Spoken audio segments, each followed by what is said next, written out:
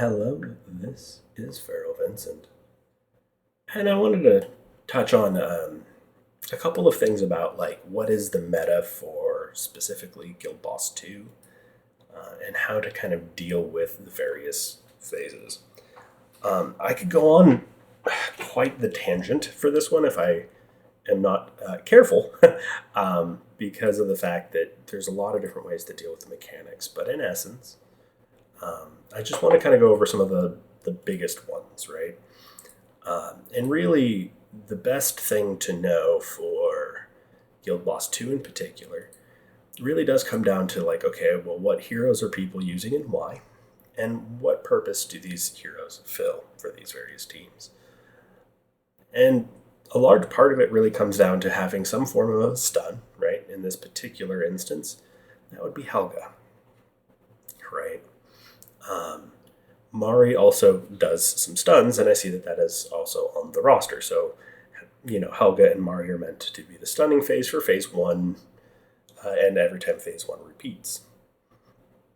On this particular setup, as we kind of go through, there's no real dedicated stunner besides Torador, and I only say that because Torador has a chance to stun. And so, what this individual is doing is basically trying to just survive the stuns rather than necessarily stop them entirely. And you can do that as long as you have 4 melee, which we have 1, 2, 3, 4, 5. We could do it with 5 because Constance has a unique-ish range. But the way that works out is you'll have to have somebody who is standing on the outside. And so you'll notice that like damage taken should be higher on these sort of comps because in essence it's relying on Carnelian to more or less take on the brunt of the blows. Every composition should have a tank of some form, Torador, right? In this case, Jira. I also use Jira. And there's a few other options, right? And that's just for the general mechanics, right? Again, I can get really into the weeds about this, but I just want to focus in on kind of the different phases. So we have the Death Saw phase. That's where you're going to need your stuns. But it's not just stuns. You can also use a few other things like freeze effects and trying to see where their CC resistance is. You can use freeze effects. They do work. And I believe there's one more, but I don't remember what it is off the top of my head. Curse, maybe. Yeah, it just says control skills, but he does have CC immunity, so it's a little weird. I'm probably looking past it, but I'm not going to spend too much time here. Most of the time, you're going to use a stun. So, to talk very briefly about like the two main things I've noticed, you have two different kinds of stunning heroes. You have heroes that stun with a guarantee. So every time the hero does this attack, dealing damage to an enemy with a Radiant Erosion, they will inflict stun. This is a guarantee, right? Their Radiant Erosion can be RNG-ish, but there's a couple of things that I do to use it because this is my main stunner on my main squad. My secondary squad, I actually bring two different ones. And the reason behind that is because I have conditional stuns, meaning I am hoping that Torador is going to use Atrocious Trample, which is a 30% chance to launch an AoE attack that deals a stun. It's 1 second, I don't care. The same thing goes for Abomination, who's also on that squad. At A1, there he is. At A1, his charged attack will now trigger a stun. His charged attack is on his basic, and it'll tell you it has a 15% chance of triggering an attack that deals 120% AoE damage to all enemies in range. And so that 15% chance plus the other 30% chance does give me my sort of stunning window. I do save Torador's ultimate for the Buzzsaw, and the main reason behind that is just because another part of this is when Hellfire Burning is activated, the trigger chance is increased. I don't know by how much, but it at least goes off enough that it doesn't kill me every time. But that's kind of how to deal with percentage stunners, right? So these are the people that have a random chance of inflicting stun. There are some really good heroes that have that random chance. Somebody like Azor, believe it or not, Azor's stun chance, I mean, yes, it's also 30%, similar to Torador, but it's while he's in a heated state. And when he's in that heated state, it takes a little bit for him to build up to it, but like he seems to hit so much faster, and it just feels like it procs more. I don't know if it like does for sure or not, but it's all right. It's all right. That's kind of the point. It's all right.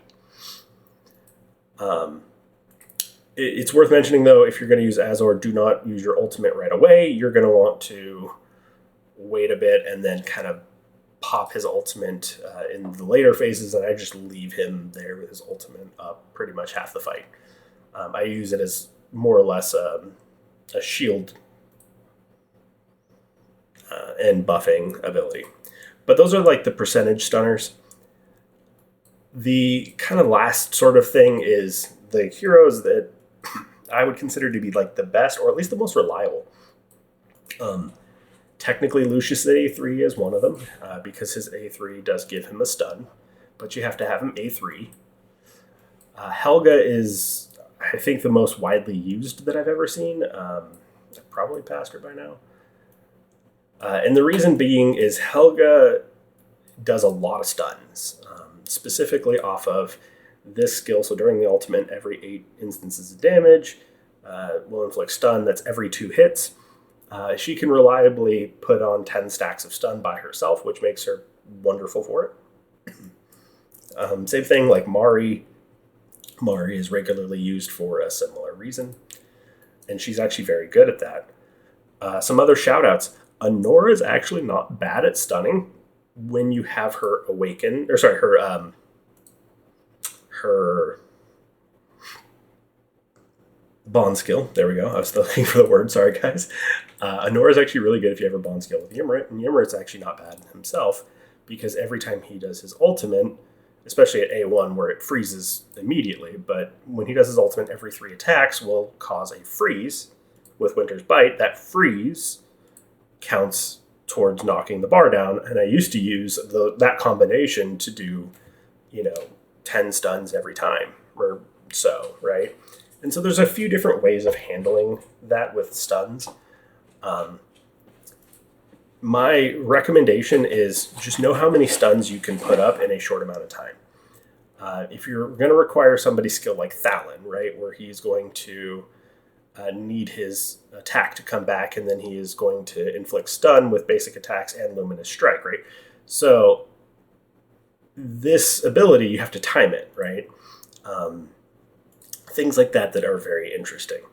I don't like using Thalon, though, because he's counterintuitive to the faction, because he likes to eat stacks of Radiant Erosion. Same thing with Jira. But they're both good stun units, so those are ways of handling it.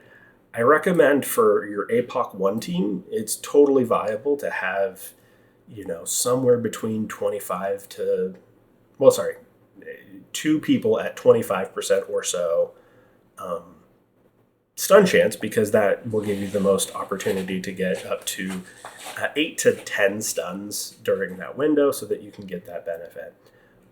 And then just tank the damage from there. The other thing that also is very reliable for most compositions really is making sure that for your APOC 2 is having a guaranteed stun. And so the way I guarantee Jira, despite the fact that she has a condition, right, I need a Radiant Erosion, is it is applied by 2 of my heroes, 3 stacks, by both Alistair and Praetus. So these are my guaranteed stacks. I save their ultimates, and then I don't cast them at the same time. I cast one, wait till the 3 stacks go away, and then cast the second one to get a total of 6 stacks.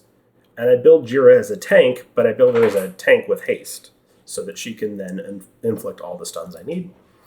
And then I have some conditional stuns that come out of his A1.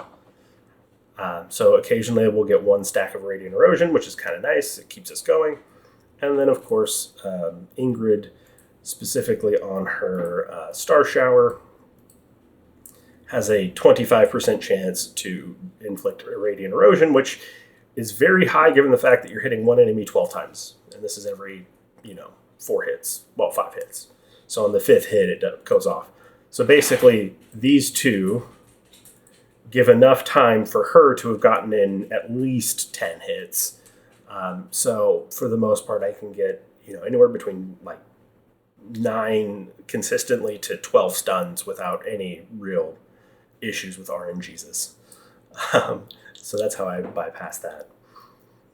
Phase 2 is all about defense pen. So like any true damage, anything like Silas, Arbiter teams.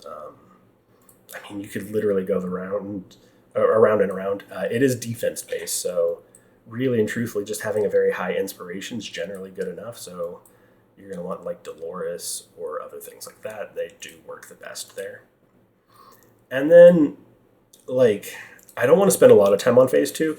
There is the dispelling thing that's supposed to be fixed someday, and when it is fixed, then absolutely dispel the buffs with like Lucius or Kigiri, when he comes out. People like that would be great for those kinds of things. It's just right now it doesn't really work, so I wouldn't rely on it. You can do it a little bit, but I don't know. I bring Lucius for the stun and for that. Just throwing that out there. And then Dispellers, this is also going to go very quick. There's really only a handful in the game, right? Elowen is amazing because she instantly dispels in a very large range. Honestly, I use Desomi for my main squad because it's mostly chaotic, right? So it's a lot of Chaos Dominion and a lot of Arbiters. And Desomi just really, he's the best Dispeller, period. Because of his magic incense basically dispelling every time it's over 1. And then what you really want to do is when your Desomi or your Elowen or anything like that is currently not active, the best tactic is to have someone available who can cover the healing during that phase in between. So I'd wait to use your other healer's ultimates until you are in the in-between phase. And especially if you don't have like Elowen all the way skilled up or something like that, or you don't have a lot of rage regen on her, you're going to need to figure out how to do that for 2 cycles, which does take a bit, right? So getting that 25-ish seconds to get that skill up takes quite a while, so I do recommend planning through that. On the epic side, you do have Mydan, and soon they're adding a Dispel option on an epic hero, specifically Nascendai, if I remember right. Pretty sure it's Nascendai. I think it is. I believe they're adding it to her ultimate. I don't remember exactly what I saw on the patch notes, but you kind of get the idea, guys. And then, like I said, the best thing to do is really just plan around that. With Desomi, I like him because I build him with a very high rage regen, very high speed build. And whenever he ultimates, he'll just instantly wipe out all of the dispel buffs. And then I just need to cover 1 full rotation, meaning 1 cast of the ability. And I do that actually with primarily using Sadie. So I pop Sadie's ultimate on that middle sort of AoE, and the reason being is this drastically reduces the incoming damage, so people don't start off low hit points, and it gives me more than enough time to keep them healed up, keep them kind of ticked off, while Desomi is literally removing buffs 1 by 1 by 1 by 1 by 1, which takes, 10 to 15 seconds. But that's how to deal with Guild Boss 2, really and truthfully. So if you have any questions, please feel free to leave a comment down below. Consider liking and subscribing to this video, and I will see you on the next one.